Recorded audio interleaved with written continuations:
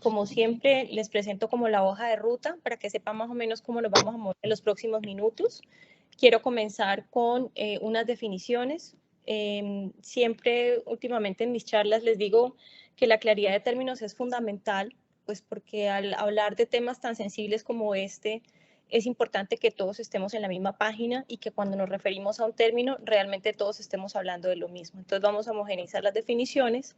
Voy a hacer alguna mención muy breve de cómo ha sido el cambio en el tiempo en la atención en neonatología.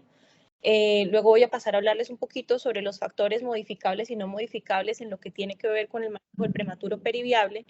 Y voy a mencionarles algo sobre la calculadora de desenlaces de prematuros extremos, digamos que se ha diseñado y se ha venido actualizando del Instituto Nacional de Salud de los Estados Unidos, que, digamos, tiene información que proviene de la Red de Investigación Neonatal de los Estados Unidos y del Vermont Oxford Network, que es otra red de investigación neonatal que hay en Estados Unidos.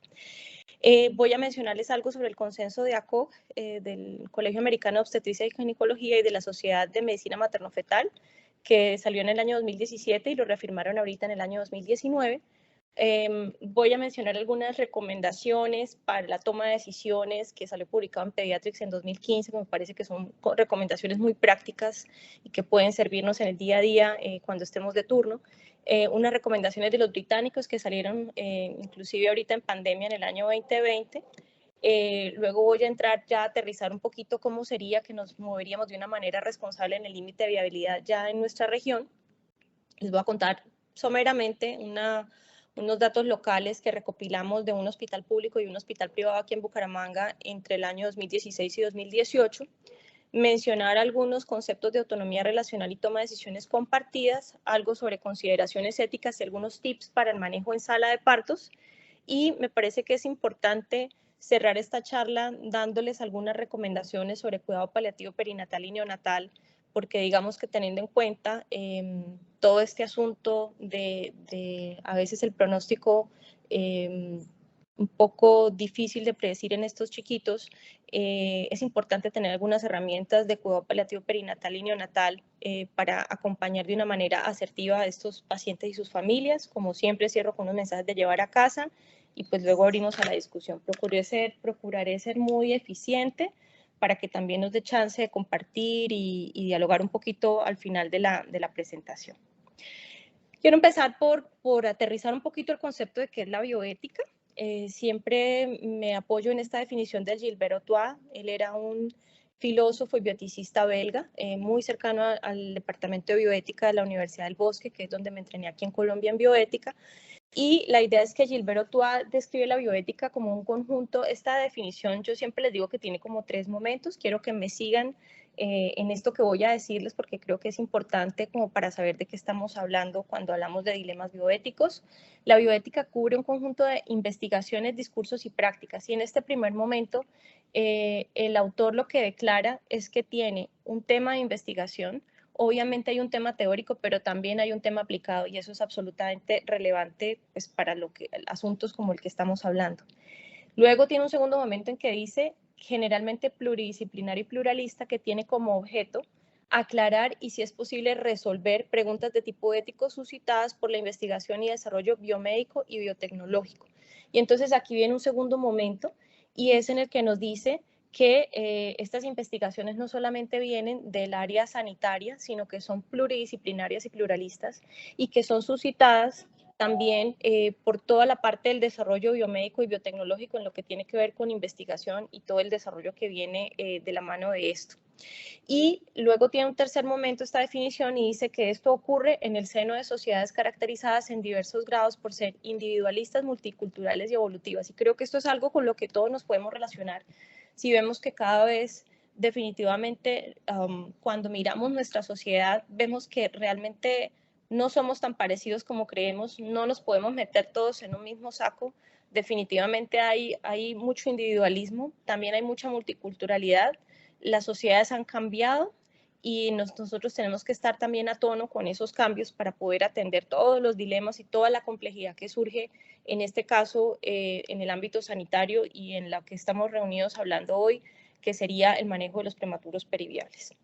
El dilema ético, una definición en la cual nos podemos apoyar, es que es un problema en la toma de decisiones entre dos imperativos ético-morales posibles, ninguno de los cuales es inequívocamente aceptable o preferible. ¿Qué significa esto? Que generalmente no van a haber dilemas éticos sobre asuntos fáciles o que no generen, digamos, gran angustia moral. Me explico, el dilema ético no va a ser si usted quiere un helado de fresa o de chocolate. Eso no tiene ningún dilema, eso es una cosa fácil. De hecho, cualquiera de las dos decisiones son buenas y aceptables. Digamos que aquí los dilemas surgen entre, por ejemplo, beneficencia y proporcionalidad terapéutica. Por ejemplo, autonomía del paciente y un poco la beneficencia, hasta dónde van los límites de esa autonomía, quién es la persona que va a ser el tomador de decisiones, por ejemplo, en el caso de un prematuro. Entonces es interesante que nos ubiquemos, que los dilemas generalmente son básicamente de situaciones que nos ponen en una situación muchas veces de angustia moral, ninguno de los cuales, ninguna de las alternativas, digamos, que se plantean van a ser inequívocamente aceptables o preferibles. Eso es una característica propia de los dilemas.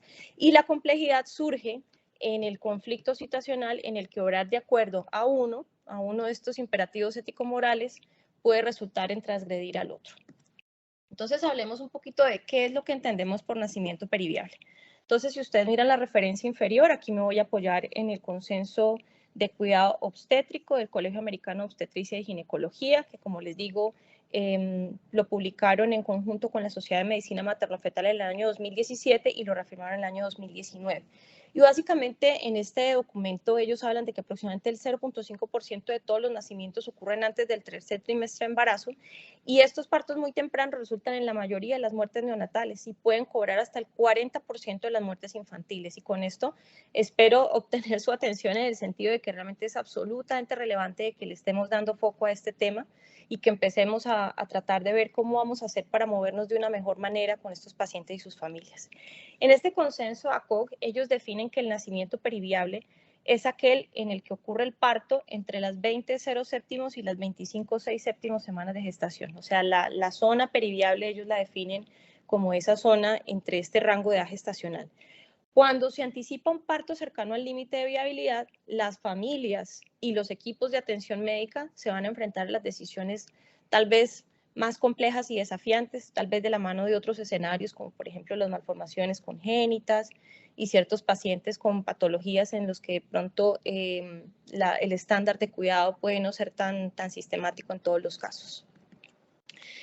El límite de viabilidad es otro término importante a definir. La periviabilidad o límite de viabilidad se define como la etapa más temprana de la madurez fetal, es decir, aquella comprendida entre las 22 y menos de 26 semanas de gestación, en la cual podría existir una probabilidad razonable, aunque no alta, de supervivencia extrauterina. Y por favor pongan especial atención a este juego de palabras. O sea, podrían sobrevivir, aunque no necesariamente se estima que vaya a ser una supervivencia alta. Y luego viene un segundo momento y dicen, los bebés que nacen durante esta gestación periviable corren el riesgo de morir o de sobrevivir con afecciones médicas crónicas, que incluyen discapacidad permanente y a menudo pueden llegar a ser usuarios de atención médica compleja. El hecho de que yo use la palabra puede significa que yo no estoy indicando que en todos los casos necesariamente un bebé de estos va a quedar con una discapacidad permanente o necesariamente va a ser un usuario de dispositivos que lo hagan caer en categoría de niño con condición crónica compleja, pero digamos que se supone que estos bebés tienen un mayor riesgo de que esto suceda. Como resultado del manejo de estos neonatos, pues sabemos que es un gran desafío y que la toma de decisiones no solamente se puede basar en consideraciones clínicas, sino por supuesto las consideraciones éticas van a tener un rol importante en el proceso de toma de decisiones. Otro término que se usa mucho cuando hablamos de prematuro periviable es el de la zona gris. La zona gris o zona de la viabilidad infantil es la línea en la que muchas veces esa autonomía del paciente, que en el caso de los neonatos sabemos que está subrogada en sus padres o tutores legales, y la futilidad médica que hoy en día se está haciendo un llamado a que más que futilidad médica se llame tratamientos potencialmente inapropiados, esa línea de lo que está bien, de que podemos permitir de pronto que esa familia tome decisiones autónomas y lo que realmente ya caería en tratamiento potencialmente inapropiado se difumina y aquí la toma de decisiones médicas se vuelve cada vez más compleja y puede y debería realmente tomar en consideración diferentes factores. Entonces aquí en la zona gris se hace un llamado a tener en cuenta la evaluación no solamente de los datos prenatales y la información obtenida durante las consultas con los papás antes del parto, sino también una evaluación muy rigurosa de variables objetivas tales como la edad gestacional, el peso al nacer, el estado clínico de ese paciente al momento del parto, y comprometerse con un proceso de reevaluación continua de la respuesta del paciente, no solamente a las maniobras de reanimación, sino también al manejo inicial en la unidad de cuidado intensivo, para los pacientes que alcanzan a hacer una transición digamos, a la unidad neonatal, y la participación continua de los padres en el proceso de toma de decisiones en el momento del parto. Ahorita voy a elaborar un poquito más a lo largo de la charla un poco este tema del ingreso a la unidad de cuidado intensivo, y también un poco de cómo es ese tema de que vamos a hacer un trabajo conjunto con esos papás para mantenernos en la misma página con nosotros y para que ellos también tengan un rol protagónico en la toma de decisiones. Vámonos un poquito a los números que tanto nos gustan. En la definición de zona gris, entonces, la gente siempre quiere como un punto en el que uno le diga, de aquí para arriba, haga de todo, y de aquí para abajo, quédese quieto.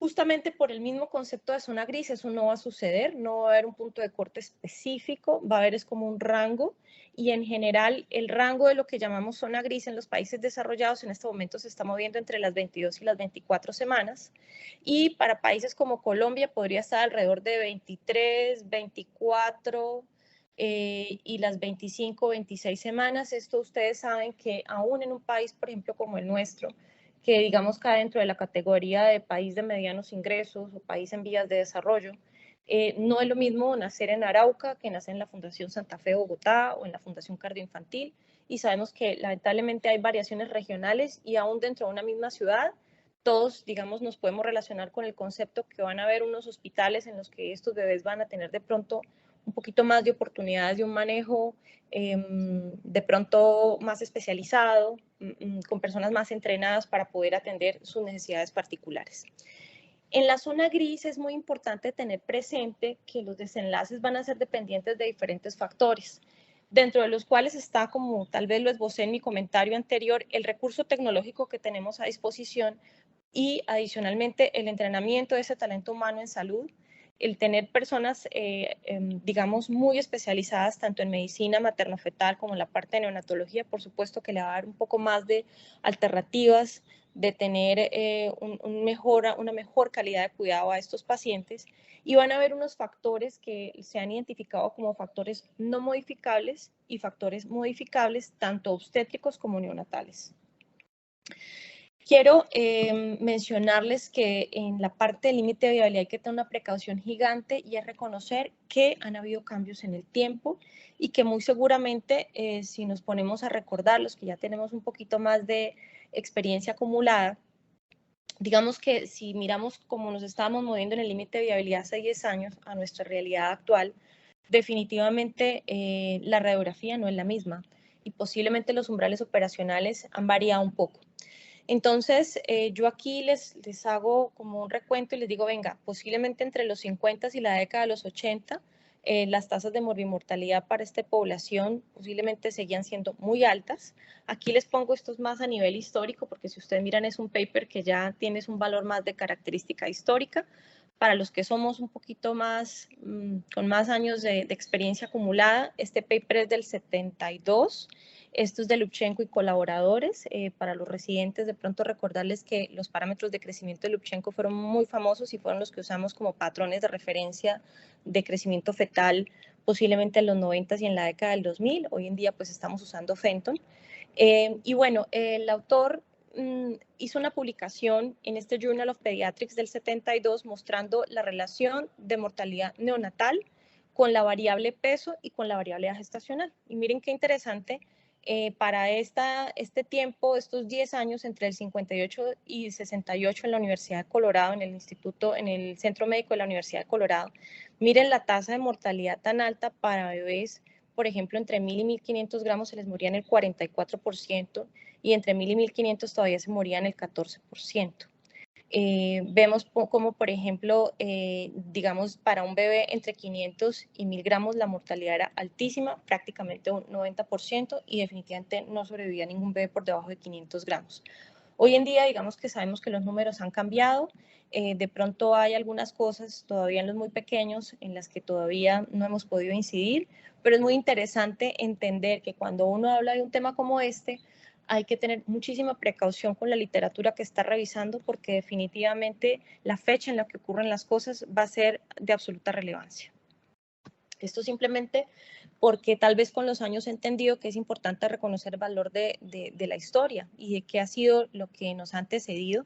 Esto es un hito de pronto en la neonatología, y fue un poco el tema del hijo de JFK, que murió en 1963. Él realmente era un prematuro, lo que llamaríamos hoy tardío. Realmente este niño vivió 39 horas y murió por un SR del recién nacido, que sabemos que tal vez un prematuro tardío hoy en día, para morir por un síndrome de dificultad respiratoria del recién nacido, digamos que no sería lo habitual. Digamos que en este documento que fue publicado en 2013, es literatura gris, lo que querían denotar era que un poco, si bien para el 63 falleció el hijo del presidente de los Estados Unidos por un SR, porque todavía no había un desarrollo en la parte del conocimiento médico que permitiera manejar de una manera adecuada a estos bebés, hoy en día, digamos en nuestro momento presente, posiblemente esa ya no es nuestra realidad. Tenemos otros problemas, pero esa ya no es nuestra realidad. Aquí quiero entonces ahora entrar a trabajar un poquito el concepto de los factores no modificables de los que les hablé en la diapositiva en la que les mostraba lo del límite de viabilidad en países desarrollados y en vías de desarrollo, y les mostraba también un poco que van a haber algunas cosas que no vamos a poder cambiar. Dentro de las que no vamos a poder cambiar está el sexo fetal, el peso con el que nazca ese bebé, y la pluralidad, salvo que de pronto naturalmente fallezca uno de los bebecitos. De resto es una cosa que uno pues no va a poder modificar. Y dentro de los factores anteparto e intraparto potencialmente modificables, vamos a tener, por ejemplo, la ubicación del parto, en la vía del parto, ya sea por parto vaginal o por cesárea, la administración de ciertos medicamentos como tocolíticos, como antibióticos o como corticosteroides prenatales, y la neuroprotección, por ejemplo, con sulfato de magnesio. Para todos nosotros es un tema con el que estamos familiarizados.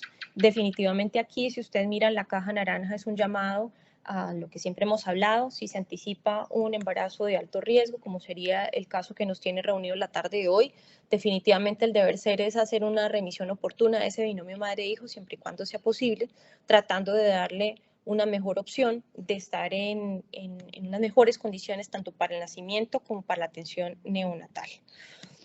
Esta es la calculadora que les menciono, que es fruto de un trabajo intenso de la Red de Investigación Natal del Instituto Nacional de Salud de los Estados Unidos.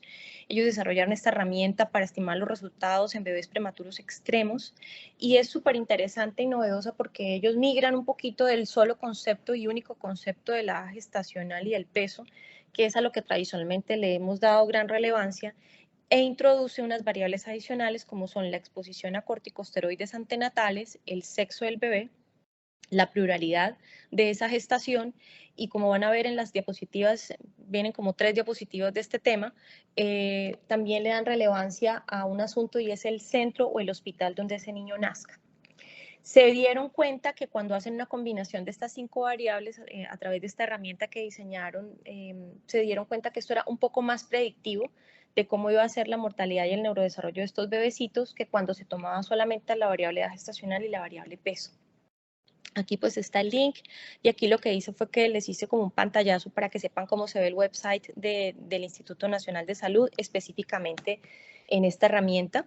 Es importante que ustedes sepan que esta calculadora, la primera versión, salió alimentada de estadísticas de bebés nacidos en Estados Unidos entre el 2006 y 2012, y es importante que sepan que esta calculadora se actualizó recientemente, ya tomando nacimientos sucedidos entre el 2013 y el 2016. Este paper de JAMA Pediatrics lo que muestra es un poco la fundamentación de esta nueva, digamos, actualización de la calculadora. Ellos aquí pues plantean cómo se genera este modelo para predecir los desenlaces de nacimientos prematuros extremos y obviamente le dan relevancia a que está alimentado por información de la red de investigación natal del Vermont Oxford. Así es como se ve la calculadora. Básicamente les hice el despliegue para que sepan cómo se va a ver el website y si ustedes miran, entendiendo que obviamente esto está diseñado en Estados Unidos, ellos despliegan la calculadora entre las 22 y las 25 semanas. Si ustedes miran, ellos ya no meten de 26 semanas. Y bueno, aquí básicamente estarían las variables, edad gestacional, peso, el sexo, si es embarazo único o no, si hay uso de esteroides antenatales, se mete la información y nos hace una predicción de cómo va a ser la posibilidad de sobrevida y el rango de hospitalización con tratamiento activo para ese bebecito, cómo sería, digamos, un poco la misma información en caso de que no reciba tratamiento activo y da una estimación de desenlaces a 18 a 26 meses de acuerdo a edad corregida para aquellos que sobrevivan, para discapacidad en neurodesarrollo profunda, para discapacidad en neurodesarrollo moderada severa, hace un estimativo de ceguera, de sordera, de parálisis cerebral moderada severa y de retardo en desarrollo cognitivo. Entonces es un ejercicio o una herramienta, diría yo, que muy interesante. Aquí les hago un consolidado que me parece muy interesante y luego, si quieren, con mucho gusto con la doctora Angie les comparto los papers originales. Básicamente me parece súper interesante mostrarles que esta calculadora surge de un estudio pronóstico en el que se incluyeron 3 cohortes observacionales que incluyen, como les digo, pacientes, digamos, enrolados desde enero del año 2006 hasta diciembre del año 2016. Es información de 19 centros de los Estados Unidos, incluidos en la red de investigación neonatal, que esto lo llamaron la cohorte de derivación, y 637 centros del Vermont Oxford Network, que lo llamaron las cohortes de validación.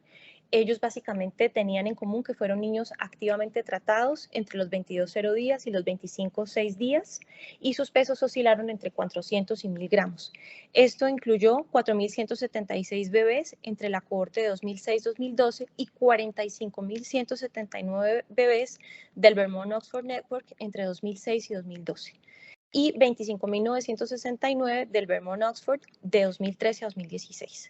Entonces es súper interesante. Ellos básicamente aclaran que las cohortes del Vermont Oxford comprometieron más o menos 85% de los nacimientos de los Estados Unidos, o sea, es una información supremamente relevante y robusta. Y los datos fueron analizados entre 2017 y 2019, que es cuando finalmente ustedes ven que el paper en JAMA se publica en 2020 y es donde se libera la nueva actualización de esta calculadora. Los desenlaces más importantes, como ustedes se dieron cuenta en la calculadora que aparece en internet, son mortalidad antes del alta y el desenlace secundario que miraron fue neurodesarrollo a los 18 a 24 meses de edad gestacional corregida. Aquí, pues muy importante que al mirar el comparativo de cómo era el predictivo de esta información comparado solamente con la edad gestacional, definitivamente la capacidad o la habilidad pronóstica mejoraba. Aquí también le dieron mucha importancia al hospital donde nacía ese bebecito, porque obviamente eso combinado con los otros factores daba un mejor rendimiento y pues nosotros también eso lo vemos en nuestra realidad, digamos, observacional, y es que dependiendo también del centro donde el niño nazca puede tener más opciones. Y ellos hacen una aclaración muy interesante que está concatenada un poquito con la diapositiva que les mostré, contando un poquito los cambios en la línea del tiempo, y ellos dicen, dado que las tasas de sobrevida pueden cambiar en la línea del tiempo, este modelo requiere actualización periódica y las tasas de nacimientos de los hospitales definitivamente fueron muy importantes en la contribución a la predicción, digamos, de la calculadora. Entonces, el tipo de centro, aquí casi que uno podría hacer benchmarking y poder decir, venga, ¿dónde les va mejor a estos bebecitos? ¿En qué centro están teniendo mejores resultados? Y también eventualmente inclusive desarrollar programas de mejoría de la calidad encaminados a mirar a los que les va bien, qué es lo que están haciendo diferente de los que de pronto tienen una mortalidad o mayor o una mayor tasa de secuelas. Aquí me pareció muy interesante que cuando ellos hacen el análisis multivariado de este modelo matemático que diseñaron, alimentado por toda esta información de este gran conglomerado de nacimientos, miren el porcentaje de contribución relativa que tuvo cada una de las variables. Entonces, así las cosas, miren que la variable peso contribuyó más o menos en un 36% a esa predicción, la variable sexo más o menos en un 14%, esteroides antenatales en un 9%, la pluralidad en un 1%, y miren qué interesante, la variable edad gestacional en un 20% y el hospital donde nacía el bebecito en un 20%. Entonces, esto significa que la prematurez extrema sigue siendo un área de medicina con una variación sustancial entre los hospitales. Definitivamente hay unos desenlaces que han ido cambiando en la línea del tiempo. Los modelos pronósticos definitivamente están diseñados para que nos sirvan en la práctica clínica, y ellos dicen que esto deberían tener tal vez ajustes a los desenlaces locales y actualizaciones periódicas para que realmente los modelos puedan ser vigentes y puedan realmente permitirle a los clínicos tomar buenas decisiones en función de la realidad de los desenlaces. Esto es una tabla que voy a pasar realmente rápido, y lo único que hace es reforzar, esto es del consenso de ACOG que les he mencionado, reforzar cómo con una semana de madurez, miren cómo cambian las tasas en este caso de sobrevida. Miren, por ejemplo, la sobrevida para 25 semanas, y aquí entre 22 y 23 semanas está alrededor de un 25%, y aquí en este caso estaría alrededor de un 7%. Aquí hay una curva azul que está muy por encima de los demás. Este es un japonés que es Ishii. Siempre cuando hablo de este tema digo, no sé qué hacen esos japoneses de diferente. Sería muy interesante poder hablar con este tipo de autor y ver qué es lo que hacen de distinto para que tengan unos desenlaces tan dramáticamente por encima del resto. Toda la información que está presentada en este paper, si ustedes miran ya cada uno de los artículos, proviene de países desarrollados. Aquí no hay ningún país de mediano ingreso ni de bajo ingreso. Y aquí está la contraparte, y es el porcentaje de los neonatos que sobreviven que van a tener discapacidad moderada o severa de acuerdo a la edad gestacional, y pues claramente se espera una situación inversamente proporcional a la edad gestacional. Y aquí nuevamente Ishii pues muestra resultados también muy buenos en la parte de discapacidad. Aquí les quiero mostrar, ya empezando como a redondear algunos mensajes de llevar a casa, aquí por eso les pongo ese bombillito rojo, algunos factores que potencialmente podrían afectar esos desenlaces clínicos de nuestros pacientes. Redondeemos los factores no modificables. Quiero introducir la variable raza, claramente esa tampoco la podemos variar, la etnicidad, la pluralidad ya la había mencionado, el sexo, el peso y la gestación, que ya los hemos mencionado. Dentro de los factores y las prácticas modificables de tipo obstétrico estarán intervenciones tales como los esteroides antenatales, los tocolíticos, los antibióticos en el contexto de ruptura prematura de membranas, la neuroprotección con sulfato de magnesio, el sitio donde nazca ese bebé y la vía del parto. Dentro de las prácticas neonatales modificables, miren qué importante, y aquí tenemos un rol muy importante las personas que estamos en educación médica, todo lo que tiene que ver con reanimación neonatal y el cuidado neonatal posterior, todo lo que tiene que ver con educación en ventilación mecánica, oxigenación, soporte nutricional, infecciones neonatales, es decir, todo lo que tiene que ver con cuidado neonatal.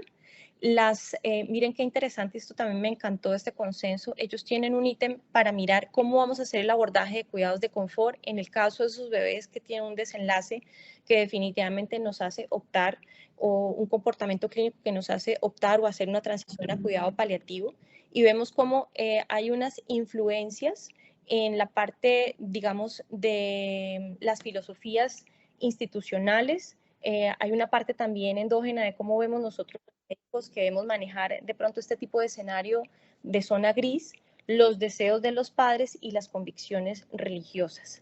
Y dentro de la parte de las guías de práctica clínica, es muy importante que haya guías regionales y que se aterricen guías institucionales que tengan articuladas las consideraciones legales y prácticas para toda la parte que tiene que ver con reanimación natal. Les cuento con alegría que el viernes de la semana pasada se lanzó nuestro primer manual de reanimación natal escrito con sello Asociación Colombiana de Neonatología, y creo que esto en parte está muy alineado con esto que estamos hablando, y es empezar a tomar todas esas recomendaciones internacionales y hacer una puesta en escena de un libro presentado también teniendo en cuenta nuestra realidad pues colombiana, sin abstraernos de la realidad, digamos, mundial.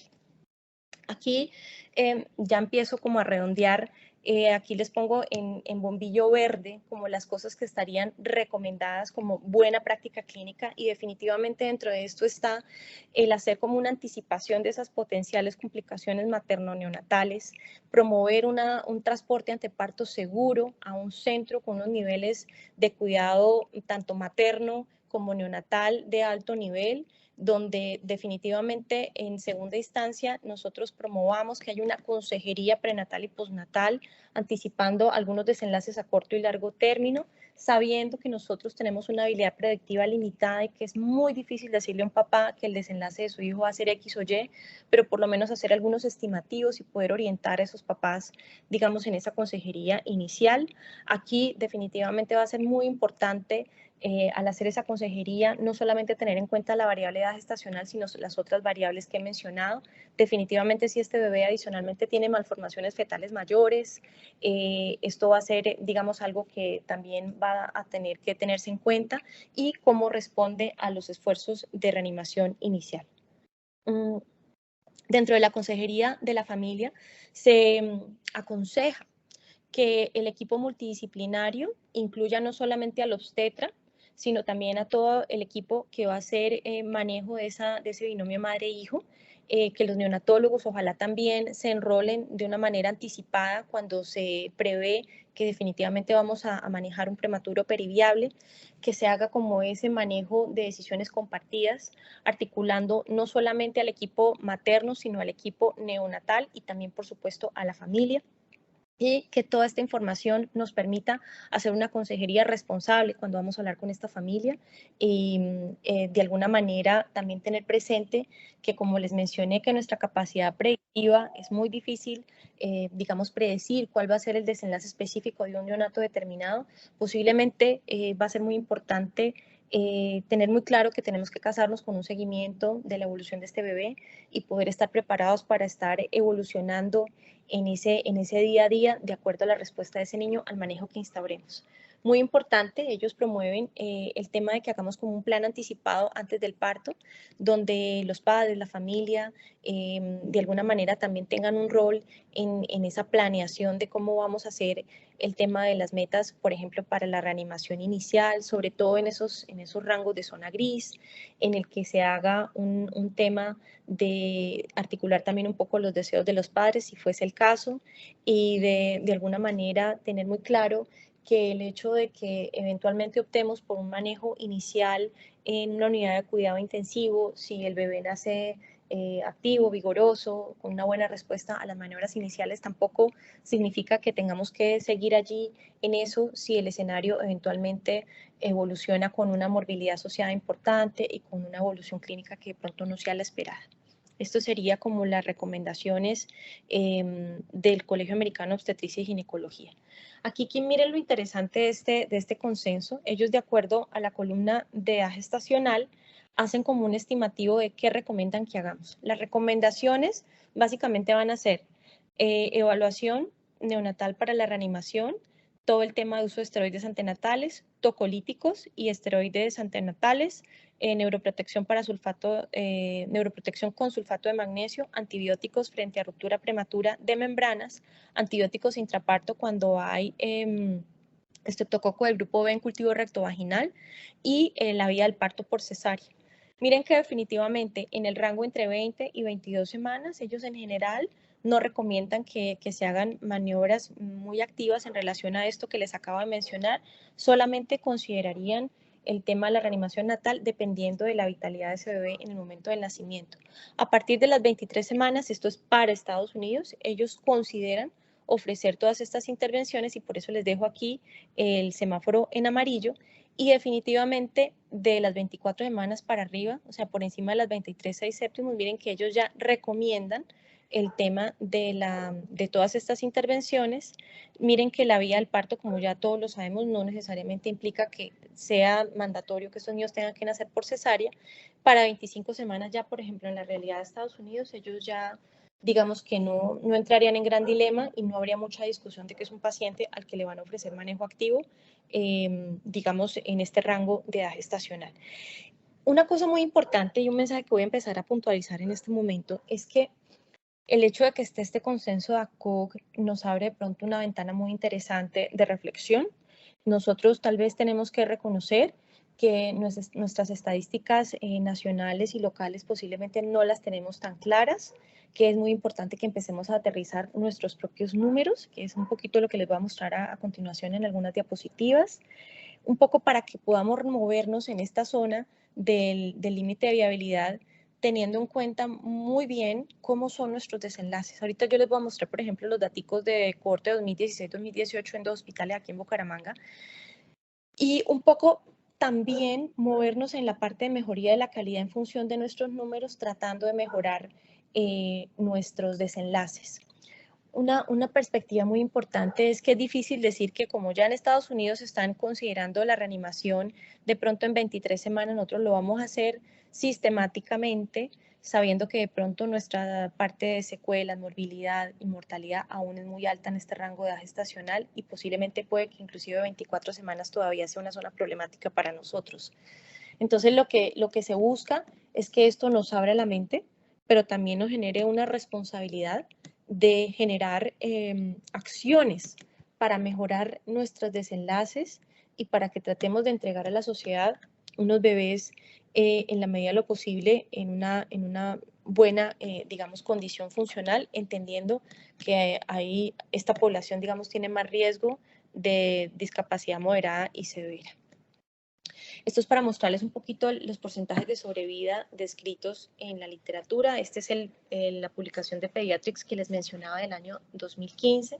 Ellos ahí hacen un consolidado de diferentes países y muestran un poquito cómo se mueve el asunto de los porcentajes de sobrevida. Si ustedes miran aquí en 22 semanas, muy disperso, muy variable. Realmente reanimar las 22 semanas no es una práctica sistemática en todos los países desarrollados. Digamos que el límite de viabilidad de la mayoría de pacientes, el rango inferior, de pacientes, no, de países desarrollados está por encima de 23 semanas y ya empezamos a ver que los números van aumentando. Ya en 24 semanas, si ustedes miran, ya cambia dramáticamente aquí esta columna y en 25 semanas casi que todos tienen una digamos, tasa de sobrevida mayor del 44% en la mayoría de casos. Esto es para mostrarles qué hizo este paper de Pediatrics. Ellos tomaron las guías de recomendaciones de manejo de prematuro periviable que cumplían, digamos, con el requisito de emitir recomendaciones específicamente para la zona gris. Ellos encontraron, si ustedes miran aquí el eje de las Y, encontraron 22 guías y mostraban el número de guías. De acuerdo a eso, las guías que recomendaban acciones específicas de acuerdo a la edad gestacional. Entonces, si ustedes miran el eje de las X, yo aquí les pongo cuidado de confort, deseos de los papás, manejo individualizado, manejo activo, esto se refiere a manejo activo en cuidado intensivo, y no había una recomendación de pronto sólida. Yo les trabajé como semaforización, que me parece que es algo con lo que todos nos podemos relacionar, estilo IEPI. Entonces lo que les puse es verde, sería como que todos recomiendan, y en general para el año 2015 las guías publicadas, las 22 guías que analizaron en este paper de Pediatrics, recomendaban cuidado paliativo, cuidados de confort. Y digamos que en este caso más o menos unas 6 guías recomendaban, en este caso, un manejo individualizado. A las 23 semanas, miren qué interesante, ya se empieza a mover hacia la derecha, más o menos 11 guías promovían el cuidado individualizado, más o menos unas 9 guías, los cuidados paliativos, y más o menos unas 4 guías mencionaban tener en cuenta los deseos de los padres. A las 24 semanas, miren que ya se abren las columnas diferentes, ya en general más o menos unas 11 guías recomendaban manejo activo, más o menos unas 10 guías, un manejo individualizado según la condición del paciente, y aproximadamente 6 guías recomendaban tener en cuenta adicionalmente los deseos de los padres. Y si ustedes miran para el año 2015, todas estas guías que vienen todas de países desarrollados, más o menos 20 guías recomendaban manejo en cuidado intensivo, un número alrededor de 6, no emitía una recomendación específica, y bueno, lo otro ya sabemos que era manejo individualizado y tener en cuenta deseos de los papás. Este paper de los británicos, publicado ahorita en plena pandemia, resume mucho de lo que les he dicho, lo vamos a pasar muy rápido. Me encanta porque trabajan con una herramienta visual para establecer el riesgo, y adicional a todo lo que les he dicho, los británicos estratifican de acuerdo a la edad gestacional el riesgo, de acuerdo a los factores no modificables de los que ya hemos venido hablando y de acuerdo a los factores modificables que también ya hemos venido hablando. Ellos generan un semáforo que se mueve de rojo a verde y básicamente estratifican 3 grandes riesgos, lo que ellos van a llamar extremado alto riesgo, que lo van a dejar en rojo rojo, riesgo alto, que lo dejan como en un color naranja, y riesgo moderado, que quedaría ahí como en una zona naranja verde. Entonces, si ustedes miran, definitivamente para los británicos el riesgo extremadamente alto son 22 semanas, un poco 23 alcanza a caer un poco en alto riesgo, y riesgo moderado quedaría 24 25, y de pronto ya 26 semanas queda como en el semáforo verde. En la parte de la evaluación de los factores no modificables, lo que se incrementa con la gestacional, digamos ajustada a desenlace malo, estaría el estar empezando semana. ¿Qué me refiero? No es lo mismo tener 23,0 séptimos semanas que tener 23,6 séptimos semanas. Entonces, si ese mismo niño de 23 semanas ya está en 23,6 séptimos, pues prácticamente está a un día de cumplir las 24 semanas y se estima que a ese le iría un poco mejor que el que está empezando semana. La restricción de crecimiento fetal, definitivamente el que viene adicionalmente con restricción de crecimiento fetal, eso es una variable que va en contra. El ser de sexo masculino, que es algo que ya todos lo hemos identificado, digamos, en otros escenarios clínicos, y el parto múltiple. Y desde el punto de vista de los factores modificables, el no haber recibido esteroides antenatales y el haber nacido en un hospital local en contraposición con haber nacido en un hospital de alta complejidad con infraestructura de cuidado intensivo. Aquí simplemente es para contarles esto tan bonito que han desarrollado los británicos, que es una infografía con sus estadísticas locales, con su información propia, tratando de mostrarle a los papás un poco asuntos como supervivencia y discapacidad severa. Entonces, cuando ellos hacen la consejería para la zona de límite de viabilidad, si ustedes miran, ellos aquí la dejan para 22 y 26 semanas, ellos le dicen, mire, a las 22 semanas, 7 de cada 10 bebés nacen. Es decir,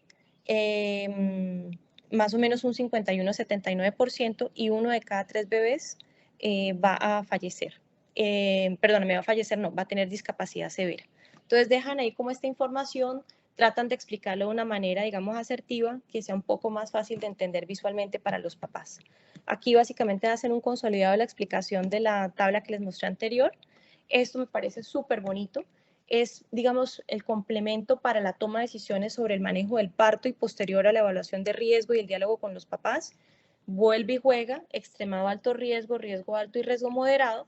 Y básicamente en el riesgo alto tienen todo lo que tiene que ver con manejo para sostener la vida, que definitivamente ellos aconsejan que no se haga un manejo intervencionista, que se confirme muy bien el manejo con los papás, y la propuesta de los británicos es de pronto orientar todo hacia manejo paliativo, hacia manejo de confort, hacia un manejo paliativo que posiblemente se empiece a trabajar desde la parte de antes del nacimiento y que se continúe en el momento del nacimiento del bebé. Ahorita les voy a dar 2 o 3 tipsitos de cuidado paliativo perinatal y neonatal.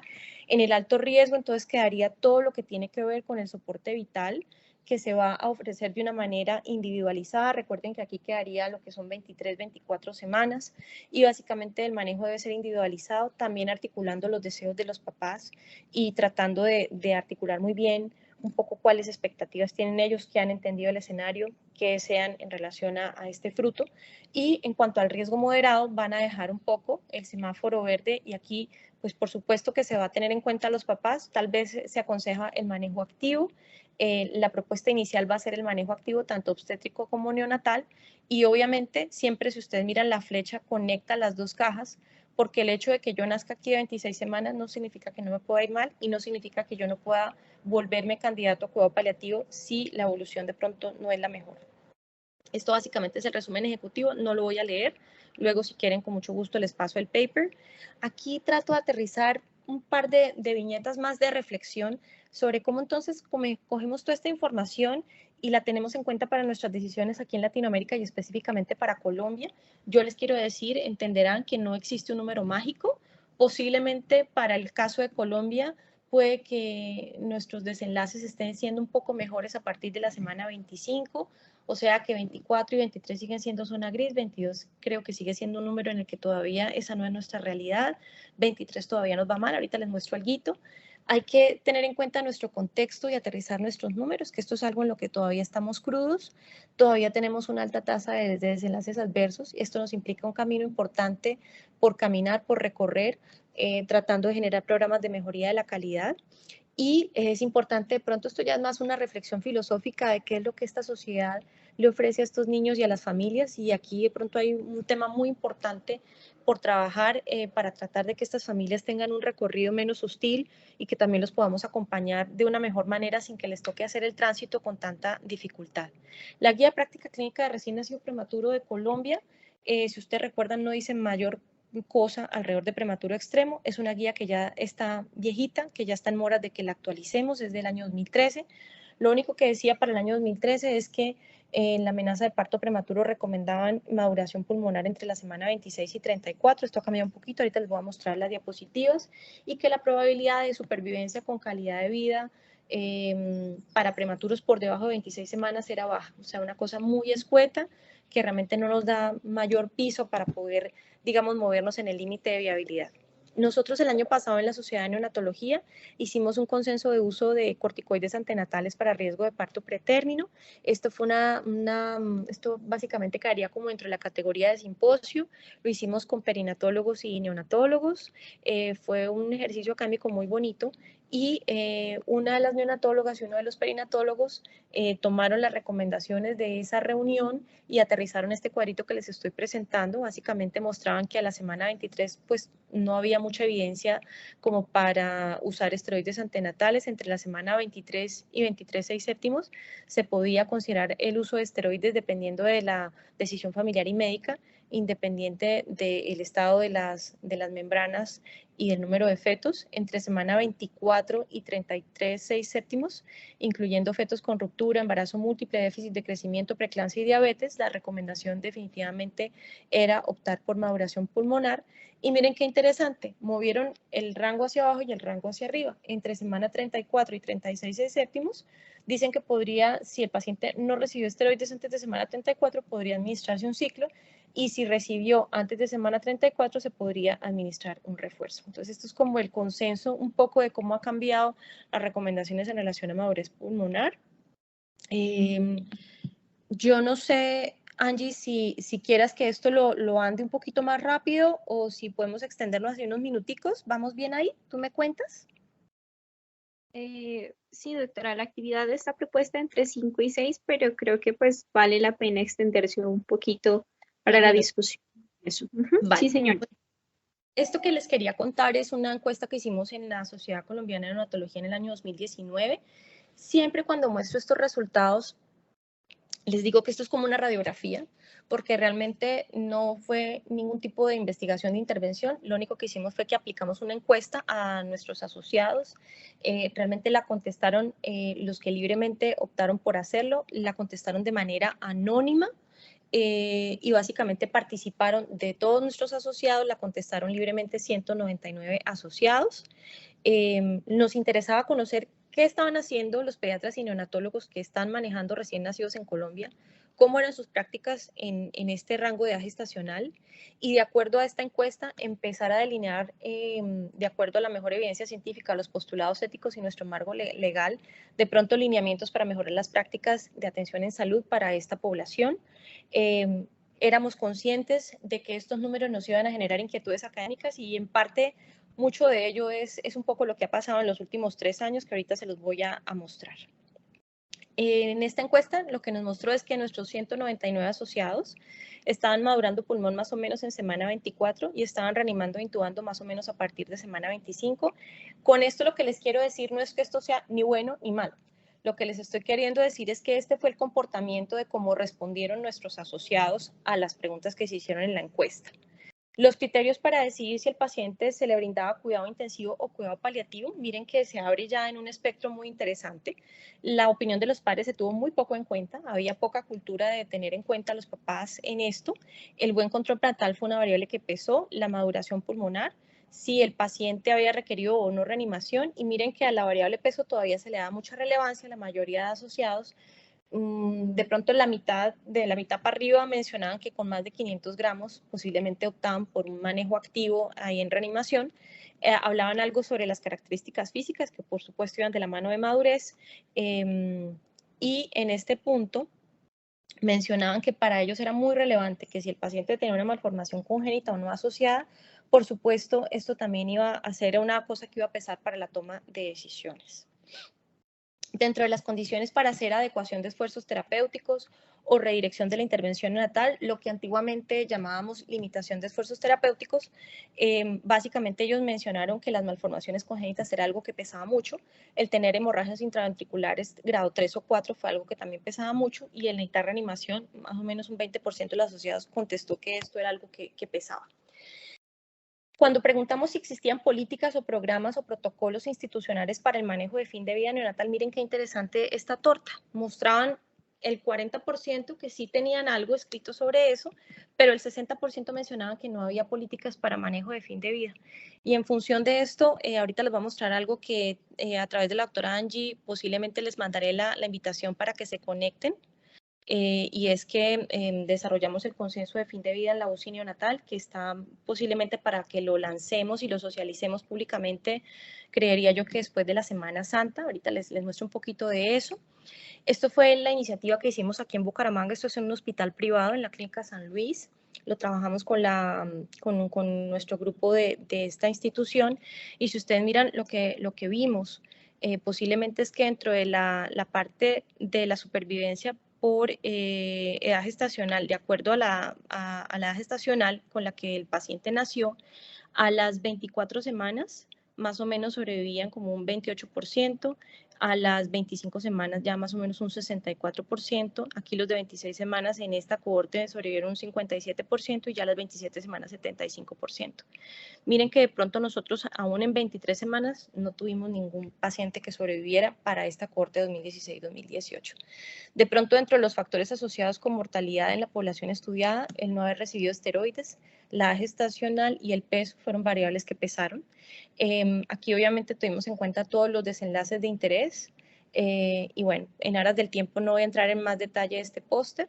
Y aquí les muestro como la contraparte ya en un hospital público, y aquí básicamente, si ustedes miran, tomaron también de semana 23, se extendieron hasta semana 28.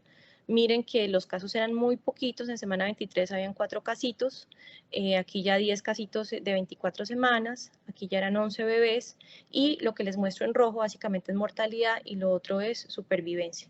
Y aquí serían los desenlaces de esos neonaticos menores de 28 semanas, de acuerdo a displasia broncopulmonar, enterocolitis, hemorragia, ductos, un poco para mirar las morbilidades de acuerdo a la gestacional.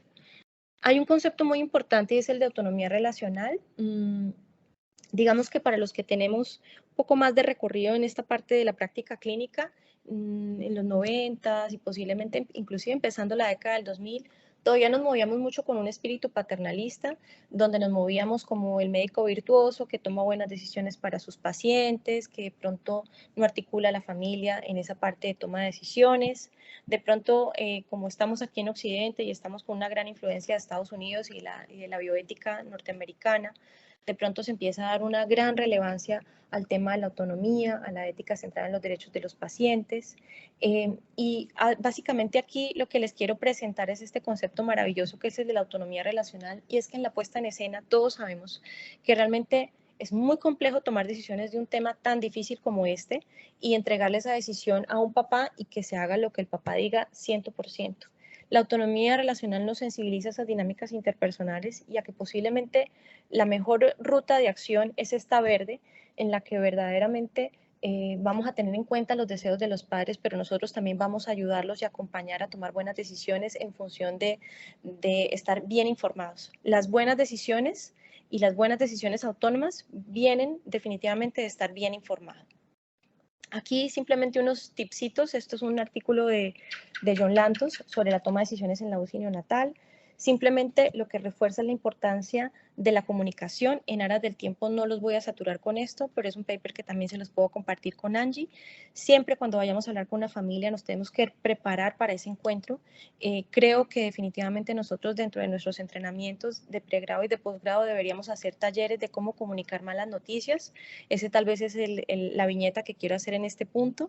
Siempre hay que manejar una logística y etiqueta.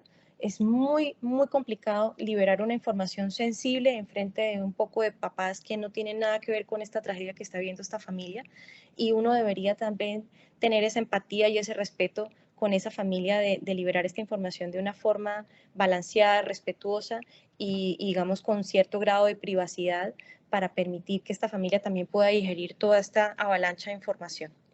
Lo otro es el tema de las decisiones compartidas. Esto es una cosa, digamos, novedosa para nosotros. En los países desarrollados realmente no es tan novedosa.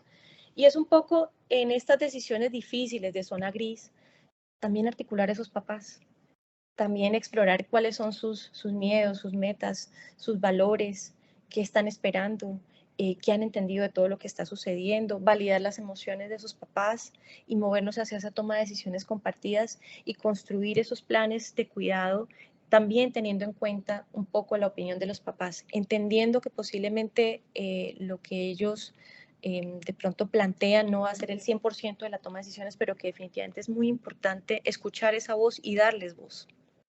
Esto ya voy a cerrar aquí. Unas recomendaciones de este paper, yo digo que ha sido un paper que a mí me ha servido muchísimo, de Brunkhorst y colaboradores, en el cual ellos dan unos tips éticos para la sala de operaciones y la sala de partos. Las recomendaciones de este paper es que básicamente hay que aprender a sentirse bien en la zona gris, que no hay que poner todo el énfasis en la edad gestacional porque definitivamente hay otras variables importantes a tener presente, que por lo menos de entrada morir usualmente no va a estar en el mejor interés de un infante, diferente de pronto en la medida que vayamos viendo que la evolución de ese bebé no es la mejor. Es posible que eventualmente luego tengamos que reunirnos, discutir el caso, analizar y eventualmente hacer transición a cuidado paliativo de calidad o a una adecuación de esfuerzos terapéuticos si definitivamente la evolución del paciente es adversa. La discapacidad no siempre va a implicar pobre calidad de vida. Acuérdense que el concepto de discapacidad solamente puede ser verdaderamente medido por las personas que viven con discapacidad, y las personas que no tenemos discapacidad solemos tener unos estándares por demás altos. Entonces hay que tener esa humildad de aprender a reconocer esto. Y esta frase que me encanta, esta es una metáfora realmente, que dice: solo porque el tren dejó la estación no significa que no sea posible bajarse. ¿Qué significa esto, chicos? Que básicamente el hecho de que de pronto inicialmente un bebé se haya adaptado bien, le trabajamos, hace su luna de miel, va bien, que de pronto empieza a tener una serie de complicaciones adversas y desafortunadas en el curso de su manejo en la unidad neonatal, y vemos que definitivamente empezamos a caer en tratamientos potencialmente inapropiados y en tratamientos posiblemente desproporcionados. Es importante sentarnos, analizar, y cuando surge esa angustia moral, realmente repensar si lo mejor para ese paciente es continuar en una vía que nos lleve hacia continuar en ese manejo de cuidado intensivo, o si es el momento de hacer transición a cuidado paliativo de calidad. Respetar las emociones poderosas. Recordemos que las decisiones en neonatología están subrogadas en los papás, y en este punto es muy importante validar esas emociones de los papás y estar atentos a acompañarlos y a validarlos y a respetarlos. Tener en presente la profecía autorrealizada. Me explico. En Colombia no sobrevive ningún paciente a las 23 semanas. Eso es una afirmación, eso es casi que una profecía cuando lo digo de esa manera. Pero si ustedes miran, si yo de entrada no le estoy trabajando a un niño de 23 semanas, pues técnicamente no voy a ver ninguno que sobreviva, porque si no le trabajo a ninguno, pues todos se van a morir. Eso es un poco a lo que se refiere la profecía autorrealizada. La brecha temporal de la que les hablaba va a distorsionar los desenlaces. Yo no puedo hablar de límite de viabilidad tomando papers de 1972. Las estadísticas pueden estar confundidas y a la vez ser confusas, y en esto lo que enfatizan los autores es que es muy importante tener en cuenta el denominador. Es difícil que ustedes extrapolen y cojan el póster que les mostré de la Clínica San Luis y los desenlaces que les mostré del Hospital Universitario de Santander y digan que esa es la realidad de Colombia, teniendo en cuenta que de pronto el denominador son 56 neonatos en un brazo y de pronto 100 y pico en el otro. De pronto es un ejercicio interesante que nos muestra un poco lo que podríamos hacer a mayor escala, pero es difícil de pronto extrapolar y decir que esa es la realidad de toda Colombia. Por encima de todo, por favor, nunca abandonar a los papás. Las familias merecen que los acompañemos de una manera profesional, amorosa, compasiva, empática y respetuosa. De cuidado paliativo, lo que les quiero decir es que se ha hecho una transición de la terminología condición letal a condición que limita la vida o condición que amenaza la vida. Esto es un lenguaje que tenemos que habituarnos. La condición letal o la palabra letal se ha visto que es un poco imprecisa y que a veces denota como si el paciente se fuera a morir antes de nacer o a los pocos minutos de haber nacido, y muchas veces esta terminología nos hace quedar mal porque son pacientes que a veces terminan sobreviviendo días, semanas, meses, y obviamente decían, venga, pero no que era una condición letal. Entonces, por favor, como tener precaución al usar este tipo de palabras, recordar que están de pronto un poquito en desuso. De pronto la prematuridad extrema podría caer eventualmente en una condición que puede limitar la vida. Las condiciones terminales, que ya son, digamos, las habituales que pueden surgir en cualquier unidad de cuidado intensivo. Y quiero mencionarles 4 pilares importantes del cuidado paliativo neonatal, que son ese contacto piel a piel, ese vínculo, permitir ese vínculo con los papás, ese mantener la temperatura corporal, ese alivio del hambre y la sed, no con un ánimo nutritivo, sino con un ánimo de que los papás sientan que están pudiendo provisionarle cuidado a ese bebé que va a tener una expectativa de corta. Y por favor no olvidar el alivio del dolor y los síntomas incómodos. Esto es el spoiler que les daba de que posiblemente después de Semana Santa vamos a hacer la presentación en sociedad del Consenso Colombiano de Manejo al Final de la Vida en la Unidad de Cuidado Intensivo Neonatal.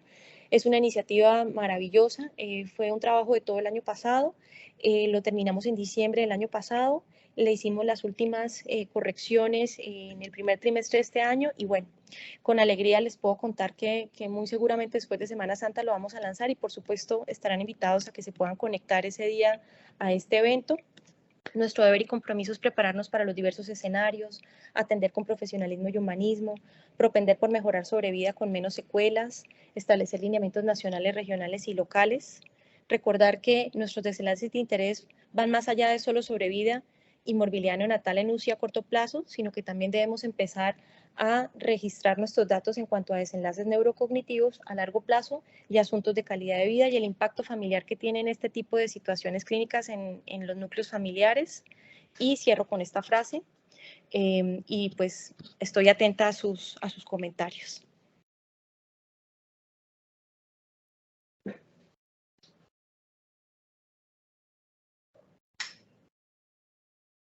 Doctora, muchísimas gracias por su presentación. Un tópico de verdad difícil. Creo que como pediatras es un desafío que debemos afrontar cada día y que a veces uno no ve como tan cercano.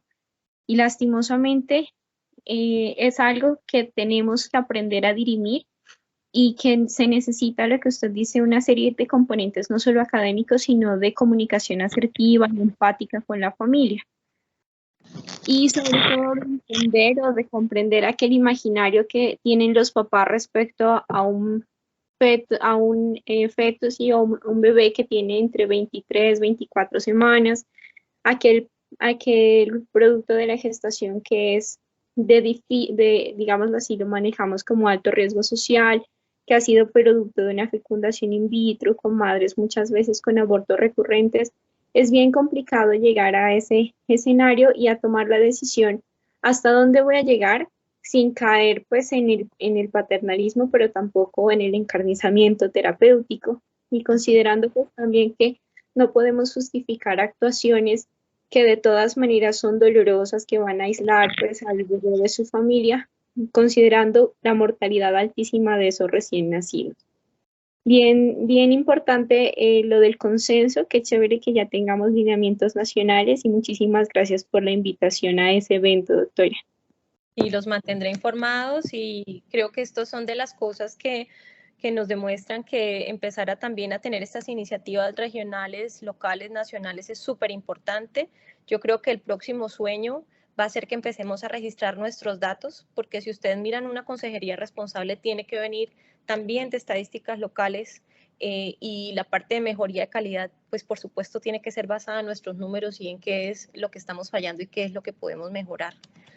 No sé, mi doctora, si haya aportes o preguntas o comentarios adicionales de los demás miembros del equipo.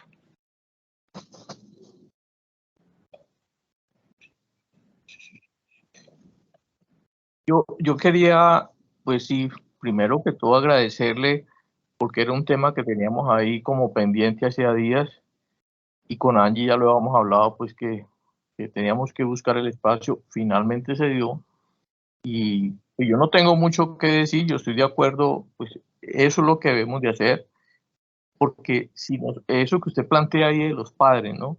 Mm, Nosotros no podemos llegar casi que a atropellar a esos padres, a es. imponerle mi razón, ¿sí? Ujú, Porque ujú. uno a veces no escucha a esos padres cuáles son las demandas de ellos, no importa si son reales o no son reales, pero Ujú. ellos tienen unas demandas, ellos tienen una fantasía ya, y nosotros, por eso me gusta cuando usted habla de que sea un equipo, por ahora multidisciplinario, yo espero que cuando seamos grandes ya sea un equipo interdisciplinario, pero De bueno, con acuerdo. que seamos un equipo interdisciplinario, multidisciplinario está bien, para poder entender, porque a veces a nosotros, con la mejor intención, como lo decía Angie ahí también, se nos ocurre que esto es lo que hay que hacer, pero esos padres, eso es lo que necesitan, eso es lo que ellos están, ¿cuál es el cuento de ellos? Si nosotros no tenemos claro cuál es el cuento de ellos, lo que estamos es imponiendo pues, una cosa que no corresponde, ¿no? ¿Es así, doctora Azucena? Así es, y realmente lo que he entendido es que hay que aprender a caminar día a día, mi doctor, con humildad. Esa es una palabra que casi no la Ay, trabajamos ay, ay. en estos escenarios académicos en las que de pronto le Claro. da mucha relevancia a toda la parte de datos, cifras y consideraciones biológicas. Y por supuesto, si ustedes miran, la charla tiene un grandísimo contenido de cosas que son de eminentemente de neonatología, pero empiezan a surgir una serie de elementos. Yo creo que la palabra humildad no la había usado tanto en mis charlas como a raíz de empezar a tocar estos temas. Y es un poco que reconocer que nuestra habilidad predictiva es limitada.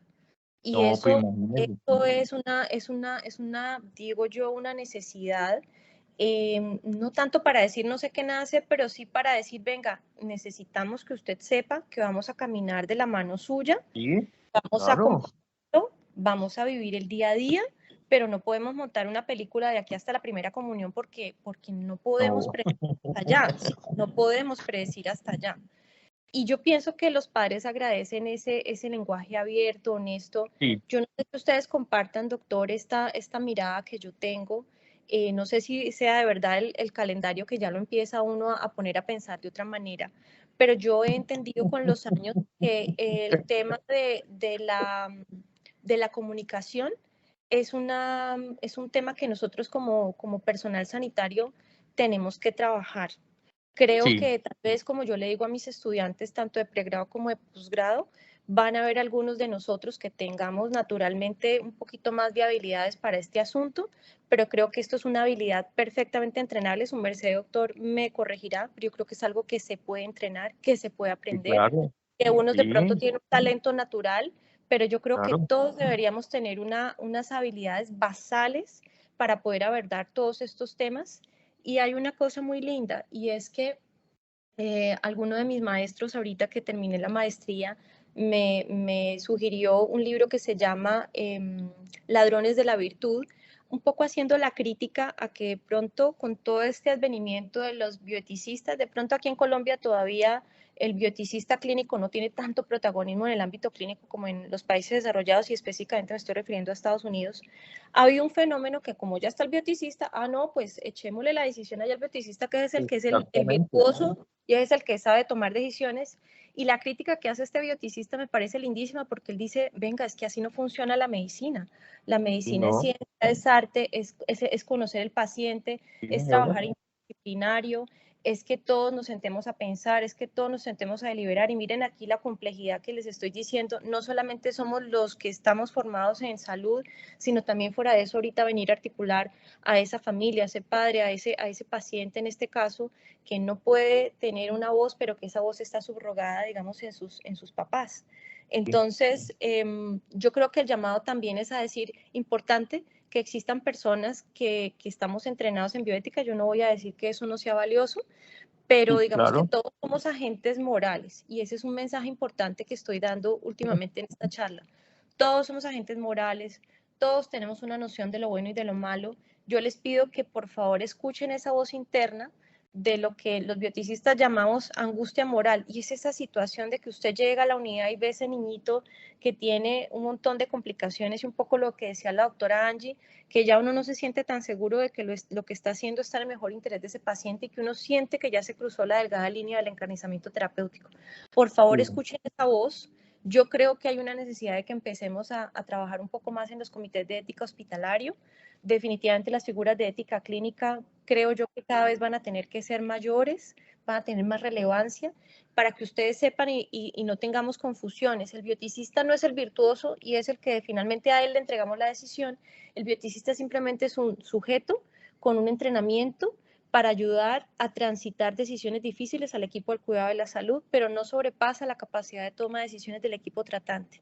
O sea, nosotros, cuando estamos con el sombrero de equipo clínico tratante, seguimos siendo las personas que estamos liderando ese barco, y si hay el recurso humano de bioeticista clínico, comité de ética hospitalario o cualquier, digamos, estructura de ética clínica al interior de nuestro hospital, esta estructura va a ser absolutamente valiosa para ayudar a transitar esa decisión difícil, pero no es para entregarle a ellos la decisión de qué es lo que hay que tomar.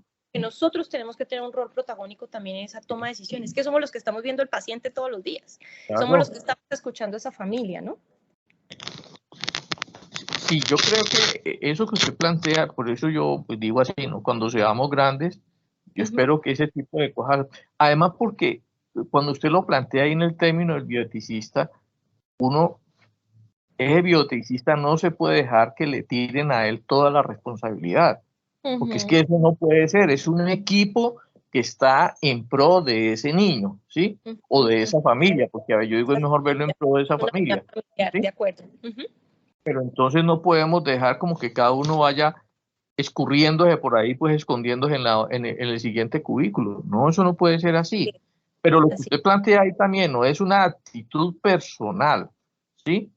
No es, sino que si nosotros no tenemos esa conciencia de cuál es ese sujeto que está ahí, cuál es el entorno que lo está teniendo, y usted agregaba algo ahí, la parte cultural, nosotros a veces como que creemos que todos somos de la misma, sí, somos la misma especie humana, pero las etnias varían y las cosas culturales varían muy rápidamente, y uno a veces como que niega eso porque le queda más fácil, ¿no?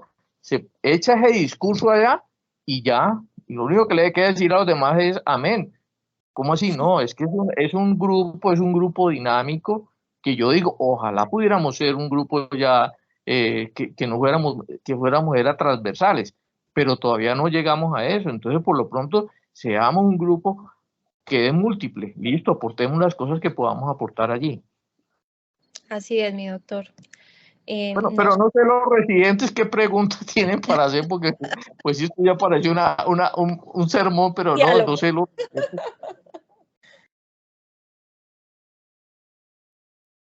¿Se durmieron? Doctora, buenas tardes. Yo tengo una duda. En el caso de las unidades de cuidado neonatal o intensivo que no cuenten con el especialista en bioética o no se tenga este comité, ¿eso es una indicación de remisión o cómo se manejaría esos casos? Mira, esa es una pregunta súper interesante. Primero, es importante empezar a estructurar esas estructuras de comité de ética hospitalario. Hay una resolución del año 92 que ahí se confunden un poquito e inclusive lo mezclan un poco con el comité que hay para quejas y reclamos que hay en los hospitales, pero en general las estructuras de comité de ética hospitalario deberían haberlas y empezar poco a poco a que tengamos esta figura de que diferentes personas de diferentes disciplinas, ahí yo les voy a mandar la norma con la doctora Angie, también empecemos a estructurar que haya la posibilidad de acompañar esas decisiones difíciles.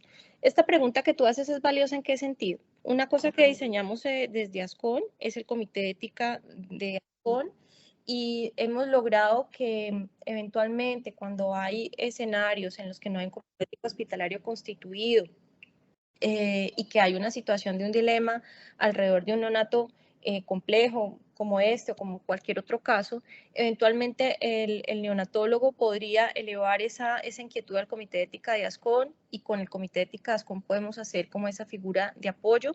Hay como una hoja de ruta, porque obviamente ustedes entenderán que al ser información sensible hay que saber generar unos acuerdos de confidencialidad, generar un consentimiento también por parte de los papás, pero para que sepan es una figura que por lo menos existe. Ahí habría que mirar eventualmente, dependiendo de la situación del paciente, que no les coja ventaja un paciente muy complicado en un escenario de pronto que el nivel de complejidad no les dé para atender ese, digamos, alud de decisiones complejas que se pueden venir alrededor de ello. Te diría yo que sería interesante mirar eventualmente el escenario puntual, cuál es la naturaleza de esa discusión, si definitivamente están muy solos en un lugar muy apartado. Posiblemente la recomendación que yo les haría es no se dejen coger ventaja con un paciente muy complejo en el que ustedes saben que van a entrar en una zona en la que no van a tener suficiente recurso humano y de pronto tecnológico para poder atender esas recomendaciones. Posiblemente sí, lo que tú planteas es cierto. Si está en un nivel de complejidad baja o mediana, posiblemente terminaría este bebé, dependiendo de la complejidad del caso, manejado en una institución de un nivel mayor de complejidad. Pero es interesante que sepan que existe el recurso de comité de ética de ASCON. Obviamente el que presenta el caso tiene que ser un neonatólogo que sea miembro de ASCON, pues para poder activar toda la ruta. No sé si con esto contesto tu pregunta. Creo que es una pregunta interesante y creo que por eso te digo que es importante anticipar un poco también cuáles van a ser los límites del tipo de caso que pueden manejar dependiendo del nivel de complejidad de la unidad en la que estén trabajando. No sé si con eso contesto tu pregunta.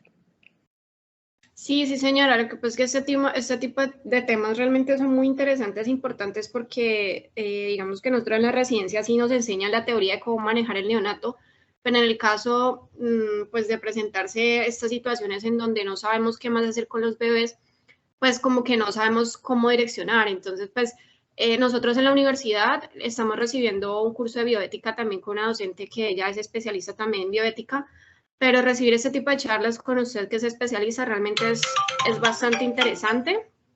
Y sí me responde la pregunta, doctora. Muchas gracias por la asesoría. A ti, muchas gracias por la pregunta. Una pregunta muy pertinente. No sé si algo otro de los... Doctora Azucena, yo le quería agregar ahí a todos, que con algunos lo hemos hablado, es que no nos, digamos, no nos consumamos con una situación, busquemos apoyo, ¿sí? Sí, de acuerdo, doctor. Porque eso de andarse uno ahí como que yo saco esto adelante o que es el reto personal, eso no, eso es lo que lo puede llevar a errores de pronto y andarse cargando la culpa, ¿no? Porque yo le digo es, ustedes como todos como agentes en salud, lo que no podemos andar en eso. Y eso para mí en este momento es lo que genera que a veces el clima laboral en las UCI sea tan complejo, ¿sí? Porque la gente vive como en unos estrés, unas cosas y se va cargando y se va cargando de cosas y no busca cómo desestresarse de esto. Entonces, creo que es necesario también buscar esas ayudas, ¿no? De acuerdo. Y un poco creo que la pregunta que nos hace Angélica, creo que fue la que hizo la pregunta, sí, es muy valiosa en el sentido de anticipar. Uno debe saber un poco cuál es el límite de lo que uno puede manejar dependiendo del nivel de complejidad donde uno se encuentre y tener esa madurez, lo que usted dice, doctor, en el mejor interés del paciente y de todo el equipo y de la familia, etcétera, porque realmente somos varios los actores involucrados en el mejor interés de todo ese núcleo que está trabajando en pro de ese bebé, hacer una remisión oportuna y no cuando ya definitivamente estamos en un berenjenal terrible, con la angustia moral terrible y en unas condiciones de pronto muy precarias que ya sabemos que cuando ya mandamos o queremos remitir a un paciente muy lesionado, eso también complica la posibilidad de que nos lo reciban en ese centro de mayor complejidad porque dicen, bueno, y ahora que ya el paciente está en una condición tan compleja, pues nosotros ya qué vamos a hacer acá. Por ejemplo, ese tipo de discusión sabemos que sucede, ¿no? Entonces tratar de anticiparnos y caminar, como digo yo, 2 pasos adelante y no dejar que la cosa se vuelva un escenario de desgracia para poder decidir que hay que soltar ese paciente. Estoy de acuerdo con esa observación de que hay que aprender a remitir los pacientes un poco más oportunamente si eso está en el mejor interés de su evolución clínica, ¿no? ¿Quién tendría algo más que quiera plantear, por favor? Otra pregunta.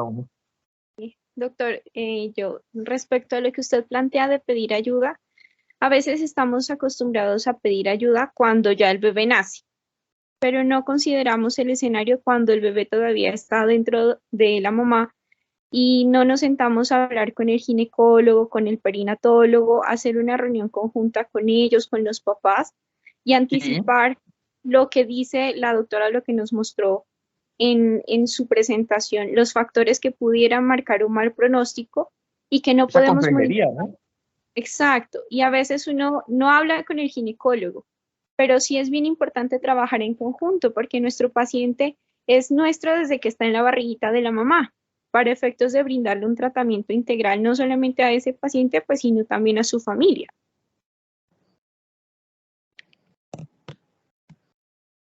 Pues allí yo quisiera agregarle, Angie, con lo que usted está planteando, con lo que plantea la doctora Azucena, y es mi cantaleta, pues, no trabajemos desde la culpa o con culpa, ¿sí?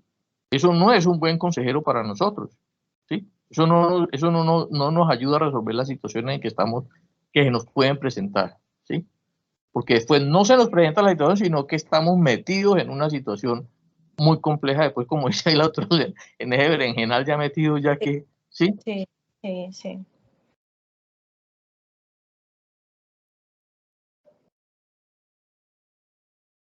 Yo ¿Algo creo más, que, jóvenes?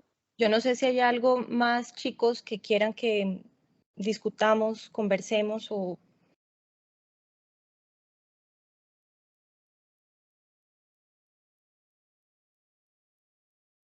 Nos quedamos solos. Bueno. Nos dejaron solos, doctor.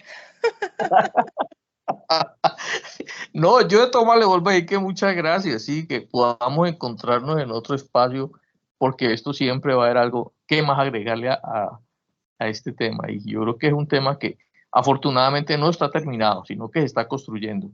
¿Sí? Por supuesto, doctor. Quiero Sí. agradecerle a su merced, a la doctora Angie, pues por haber tenido la generosidad de generar este espacio académico para sus residentes. Yo creo que es un tema muy propicio que nuestras nuevas generaciones de pediatras estén más cercanos a este tipo de temas y de pronto se familiaricen con una aproximación un poco más balanceada. De pronto, si ustedes miran, no les genero unas recomendaciones absolutas, pero les doy elementos para que puedan de pronto transitar estas decisiones difíciles de una forma más asertiva. Creería yo que es tal vez el resumen de lo que les menciono.